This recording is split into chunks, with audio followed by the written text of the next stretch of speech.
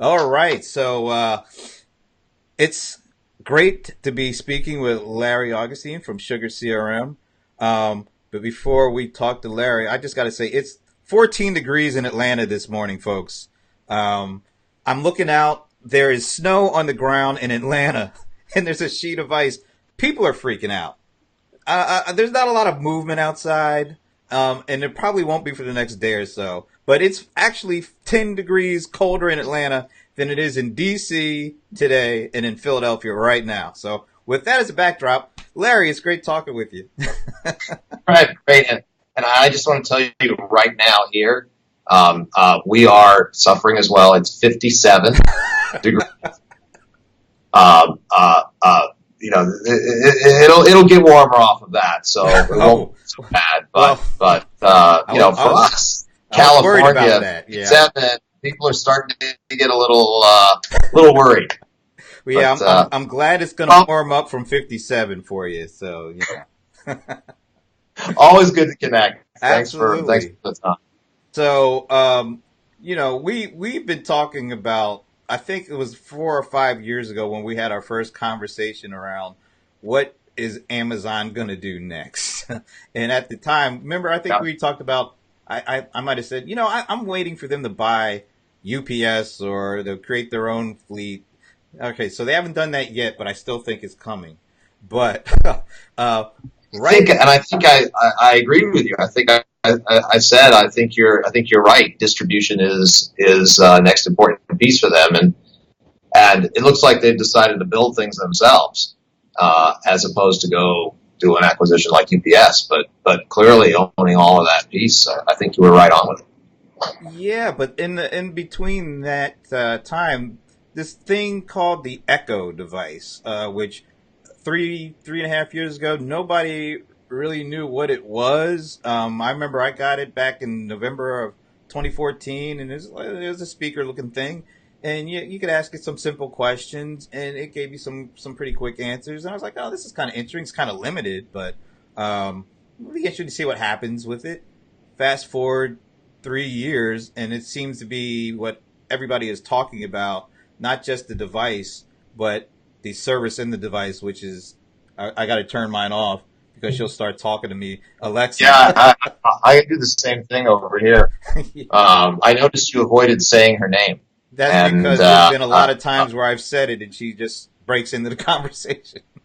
I've learned the same thing. Yes, yes. So even that the behavioral changes that have come from Alexa, it's gone from not just breaking the conversations, but people ask it questions throughout the day. They can be anywhere, almost in their house, have it play music, have it set up to-do lists.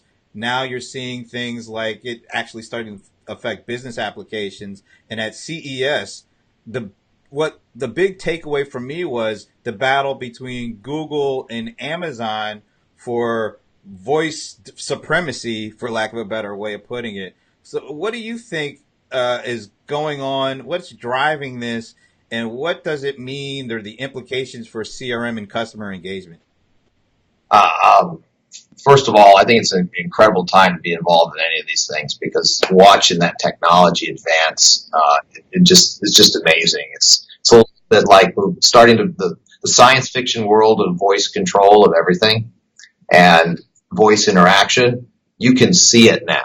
Yeah. You know, we've talked about it literally for decades. People have been talking about that, but now the distance, the gap is closing immensely. And one of my personal hobbies is home automation, Mm. a little bit of Internet of Things, and I admit lots of things around the house are voice controlled through Alexa. I like to play with things, so I'm one of the people that has both a Google device and the Amazon device sitting next to each other, and I'll say, hey Google or Alexa, and it's funny sometimes being able to test them both. Uh, Both are very good. They have different strengths and weaknesses, and I love the idea that there's at least two good, strong players making interesting things happen there. Uh, I think it is a tremendous area of opportunity in the future around that. So, and if you look, I think Amazon has done an amazing job with their portfolio of devices in what they've delivered. I'll admit I was a little skeptical. As you said, the first device came out, and okay, that's kind of fun. It felt a little bit more like a toy. Yeah. To be fair, it was nice to have, but did I really need it? With the Echo Show in particular, my family, we use the Echo Show for a point-to-point video conferencing, speakerphone, intercom all the time. My daughter's away at college. She has an Echo Show, and that's how we communicate. It's been very nice, and a lot of opportunity for that in the world of engagement with customers and customer experience. When you have a device sitting there like an Echo Show, the ability to interact with the customer over that remotely and use that device as a point of engagement. I mean, think about the possibilities. We do that today with voice and phone and Skype and other technologies. But when you make it so easy that it's just sitting there on the kitchen counter and you say, Alexa, connect me to whoever, connect me to support for this question, right? Or connect me to this product or service that I'm using. You don't have to go find your phone. You don't have to go sit down in front of a computer. I think that's a very powerful experience opportunity. And another thing that Amazon has done well there with the new, they have this new box that connects into the landline, phone line. So the Echo becomes a speakerphone for your house as well. And so you start to think, well, gee, that old phone device, can completely go away. It's not going to replace my cell phone, so I carry that around. But just as I said, it sits right there on the counter. You can get video conference to people. You can connect to anyone as a speakerphone. You can start to see it becoming a true point of customer experience and customer engagement, particularly on the consumer side. So I think we're going to see a lot of things develop there, and I really like where Amazon is going in terms of ultimately building that into their engagement model with customers.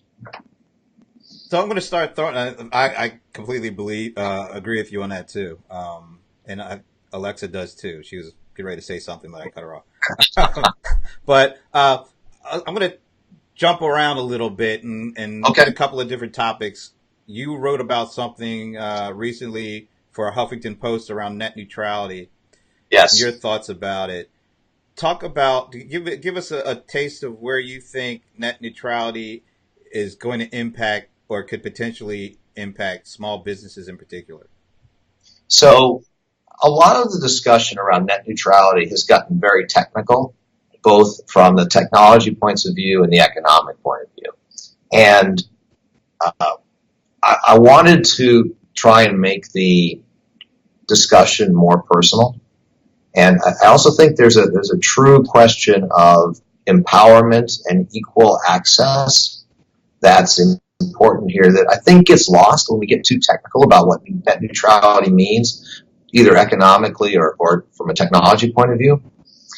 One of the great things the internet has done is give individual content creators the ability to get their content out and reach a wide audience through distribution channel that is not controlled by someone who decides which content is good or bad.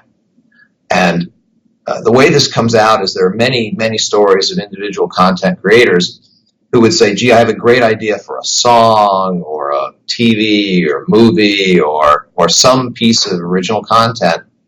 But historically, the distribution channels for those have been controlled by big industries, record labels, the studios, etc. And if they didn't think there was an audience for it, that was it. It didn't come out, right? And one of the examples I gave in my article was Felicia Day who had this idea for a TV series based around World of Warcraft gamers. And she has a wonderful book. You're Never Weird on the Internet. Wonderful book, highly recommended. New York Times bestseller. Very funny. It's a great read. But she talks about taking this pilot for this series to studio executives, and then just first of all, had no idea what she was talking about, no connection with that culture, and they kept asking her, "Well, there's no audience for this." And finally, she got a group of her other unemployed actor friends together, made it themselves, released it on the internet, and developed a huge audience because the internet enabled her to go direct to find the audience and get around a distribution channel that historically controlled content and got to decide what people saw. And my concern with net neutrality is that we go back to a world where the internet service providers are also content providers, and they control access to content. And whether I'll say explicitly or implicitly in how they charge for that, they end up discriminating against independent other content, and that escape channel that we've seen goes away. And I think we're all the poorer for it because we no longer have access to that unique original content. And what you tend to get, the bigger you get in media companies, the more you have to appeal to the broad base. And you can't create things and you can't that are maybe have a narrower audience. It may still be a big audience, but it may not be big enough for you, and it may not be something that fits with your brand. And as we see the service providers become content providers, they're all doing that. They will favor their content. It's natural for them to do that. That's exactly what they should do in that business. But I think it's our job as citizens and the job of the government to make sure that that doesn't prohibit and block and discriminate against individual content providers. I think that's a very important message, and I'm a little bit surprised that I haven't seen more of that discussion around net neutrality. People have tried to keep it in very economic and technical terms, and those are good points of debate. But I think there's a broader society and social question that we have to make sure we're looking at when we understand net neutrality. It's kind of a long answer, but this is something I got very passionate about over the holidays as I was looking in particular at the content I have started consuming, media, etc. I love the fact that there's all this variety out there, and I've watched some of these creators be able to reach their audience through independent, powerful channel, and we're at a risk of net neutrality taking that away. I think that's a big societal issue. Yeah, and where would those artists be if they weren't able to use the internet to build an audience, have the audience find their work and then cultivate a relationship with them that actually allows them to make a living and create, as opposed to maybe do something that would have been a plan B, C, D, or F for them? They're able to actually fulfill what they want to do and be able to be what they want to be with that. And the truth is, the population of this planet is big. There's large audiences for many types and niches of content, and the big media companies are never going to be able to fulfill that. Right. But if they control the distribution channels and end up, as a result of that, naturally favoring their own content.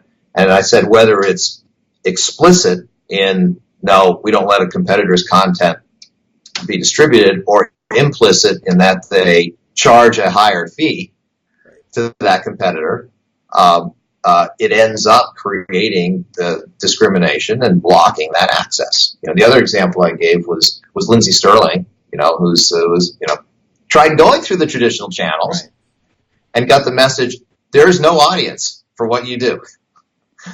He goes on the internet, She's playing London, New York, big venues because she was able to find the audience by going around the traditional distribution channels. Yeah. So, as I said, I think people support her. So let's talk about blockchain. We're not going to talk about Bitcoin, which is probably a good thing since it's been tanking. No Bitcoin, no Ethereum. We could go on, right? Yeah, we could go with your cryptocurrency of choice. But the how are your crypto kitties doing? I've actually laid low from the crypto world. But one thing that you can definitely look at Bitcoin, but it's the blockchain technology that has a lot of other use cases that people are really interested in. And my question is, how important or impactful or disruptive do you think blockchain technology could be to CRM and customer engagement? Well, I think blockchain is going to form the basis for many forms of commerce transactions in the future because of the ability to create the distributed, agreed upon general ledger. That's a very powerful technology concept, and as you said, has lots and lots of use cases. Currency just being one of them. I actually think it's all the other use cases that will end up really defining blockchain in the future. And I give you some examples. So, for example, customer loyalty programs. I think that they are a great direction or a great use case for blockchain technologies. Your loyalty reward points, they're a currency. And you need to agree on what they are. The supplier, vendor, needs to agree on what they are. And then you have various rules about how you can exchange those, how you can share those, convert them to other people. You can see economies developing around those. And some vendors may say, you want to sell those to a friend? Great. You want to give them to a friend? Great. With technologies like blockchain, that all becomes easily manageable, and you can create exchanges and mechanisms for doing that were very hard to do in the past and limited what you could do with, say, customer loyalty or rewards programs. So I think that's one example where it's going to directly come in to the customer vendor relationship. But any of those cases where there's some virtual currency-like thing that you need to share. I think we'll see it there. As I said, it'll be core to commerce transactions. You can see it potentially coming up in licensing because your license is a kind of virtual currency. So maybe you have a license for a certain number of seats in something you're offering, right? You can see that, and you want to be able to move those licenses around or share them. Again, it's just a distributed general ledger. So I think there are a lot of places that we potentially see blockchain coming in, and I know and we at Sugar have been thinking more and more about ways to utilize that technology in sharing of information. If you had to pick a guess, what time frame do you see blockchain really starting to hit the mainstream of what we do? I think blockchain is going to hit very fast. Wow. Because there are, as I said, start with my first example, customer loyalty programs, loyalty rewards programs. Any place where you have some kind of credit with a customer. If you look at consumer apps, where you have in-store credit, in-game credits, loyalty programs, all of those, blockchain technology is great for managing that kind of, they're all sort of forms of currency, if you will. I think blockchain is going to impact those things very quickly because the technology's out there. It's become fairly mature. I think there's still some maturity to be developed, but it's mature enough, certainly for those applications. People know how to use it. So I think we're going to see it impact that stuff very fast. How about AI? Where are we with AI today? Has it hit the mainstream? Are we there yet? Yes. Okay. AI, I'm a little bit more. If you were asking the time frames for AI, I would definitely put it out there a little bit longer Okay. because I think there's a lot to be learned, and I think AI is hitting a big part of the hype cycle a bit ahead of the technology today, as opposed to blockchain. Blockchain's got a lot of hype. It's actually Bitcoin that has a lot of hype. So does blockchain, but the blockchain technology, I think, is ready to move into applications and use cases today. I think there's still a lot of work on AI in those places. And I'm always I'll say AI optimist. In the way I see AI is in human assistance. Take away mundane tasks from us and help us be more human. Let people communicate with people and let me spend less time filling in forms or organizing data. Let AI do those kinds of things for me. So have it help me. I think that's where we'll see it first, and see it really work its way in out there. We're already starting to see AI take some tasks and do them and help us with them. So, for example, there's a Stanford reading comprehension benchmark. I don't know if you've seen this, but Stanford University developed this. It's based on questions off of Wikipedia. You point your AI at Wikipedia. They read all this. They answer the questions, and for the first time now, AIs are now passing humans' scores in that reading comprehension test. Well, on some level, I don't know about you, I can't read all of Wikipedia. It's too much, right? The fact that an AI can do reading comprehension better, actually what's valuable there is that it can read a lot more stuff Right. than I'll ever be able to read. And then it can summarize and tell me, well, here's what you care about. Here's what's important for that. And as you look at all of the information that's out there, content that's generated, everything generated on the internet, having an assistant who can read that, comprehend it, and say, okay, there have been 50 articles on blockchain, but here's the one Yeah. that actually matters, or three of them combined, and let me synthesize that for you. Let me give you the Reader's Digest version, if you will, of those three, so you don't have to spend as much time to really understand things or become an expert. I think you'll see AI move into those roles first. I don't think people want an AI to be their relationship manager. I think people want a human experience, and I have this suspicion. I'll say it's just kind of a suspicion or guess. But if you remember when interactive voice response first hit the market, I can dial in, I hit the button and people around me and everyone get excited about that. Then the follow-on to that was people began to react negatively. And they started to say, just get me, everyone started hitting zero, just get me to a human. Right? I think we're going to see a little of that in the AI world, where companies try and use it to disintermediate the relationship and use it as people replacement as opposed to people augmentation.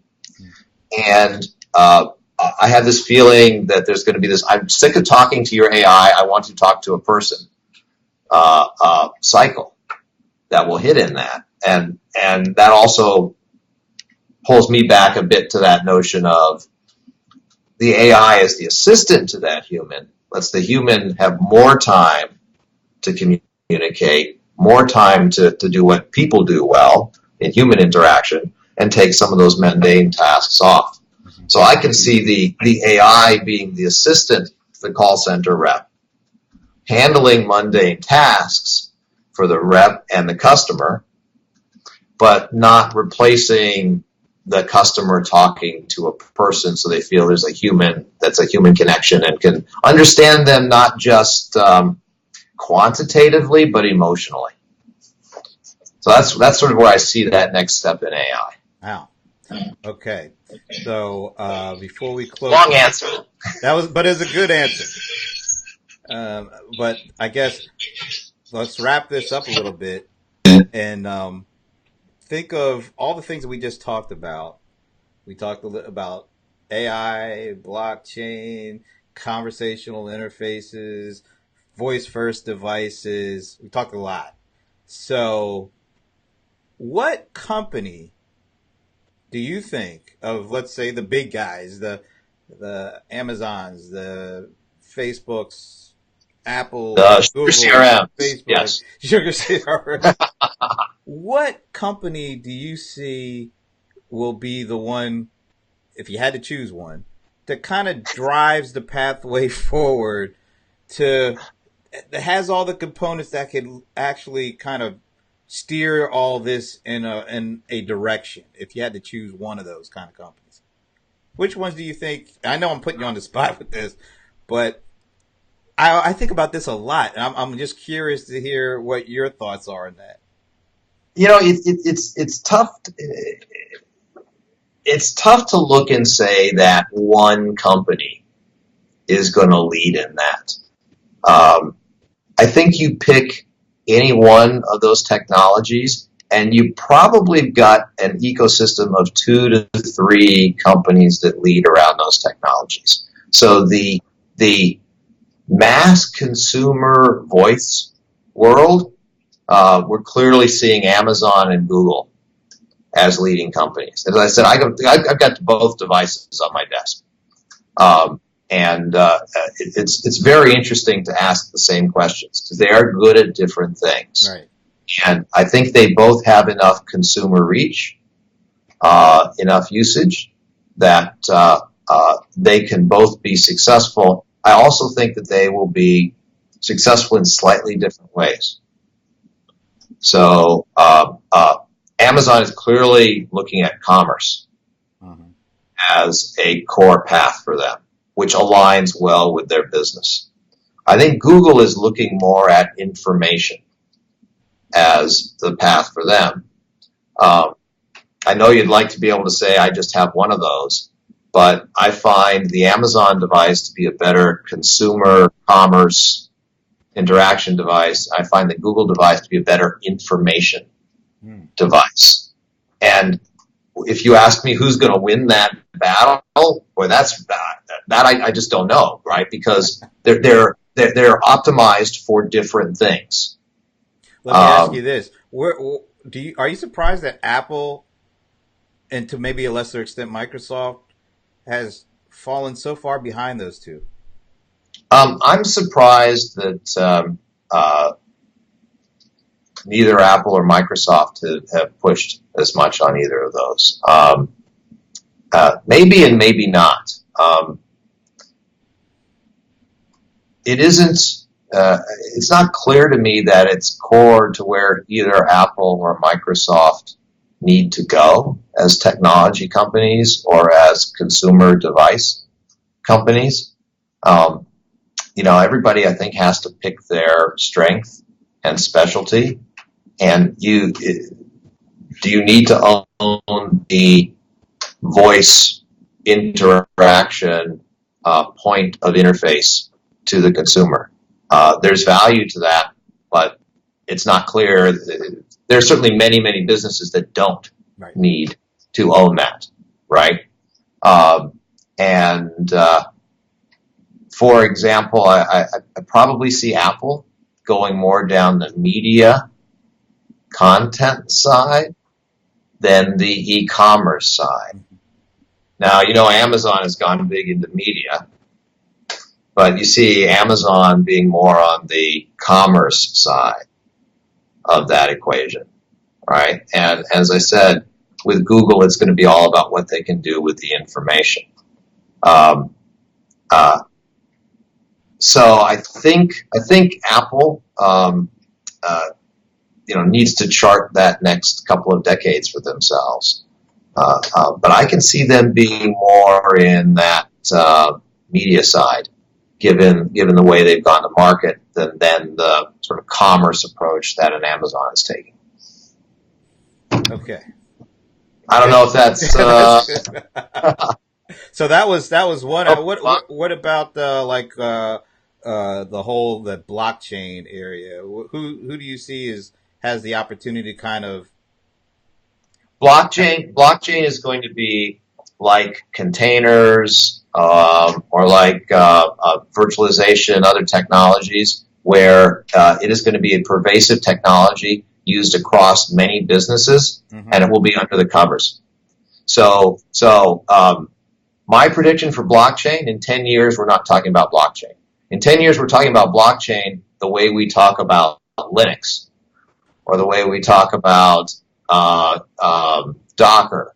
It's widely used under the covers, facilitates many kinds of products and use cases, but it's a thing that everybody uses, and it's an enabling technology as opposed to something that is consumer or customer facing.